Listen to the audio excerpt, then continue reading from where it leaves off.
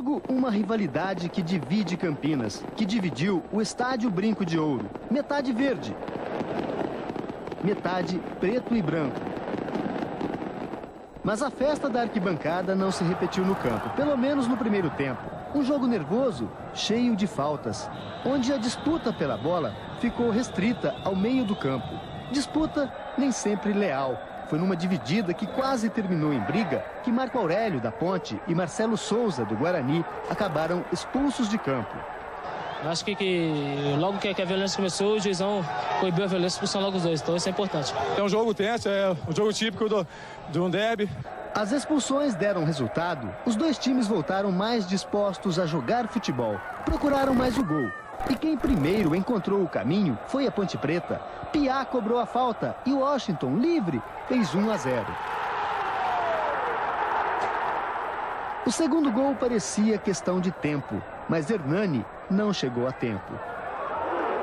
Washington chegou, mas encontrou a trave no caminho. A sorte, madrasta para a Ponte Preta, sorriu para o Guarani. Depois do cruzamento, Martinez se antecipou e, de cabeça, empatou o jogo. O equilíbrio prevaleceu até nas últimas chances. Piá chutou e Gilmar Lima salvou em cima da linha. Do outro lado, Martinez chutou e Fumagalli completou em cima da linha. 2-1 Guarani, de virada. Meu Deus do céu, eu tô alucinado até agora comemorando com essa torcida. Eu acho que foi a primeira vez que me arrepiou por inteiro mesmo. Acho que a equipe criou a oportunidade. Foi um jogo onde eu falei que ia ser decidido nos detalhes, foi o que aconteceu. A vitória no derby foi comemorada pelos jogadores do Guarani como se fosse a conquista de um título, com direito até a volta olímpica com o troféu Derby da Paz.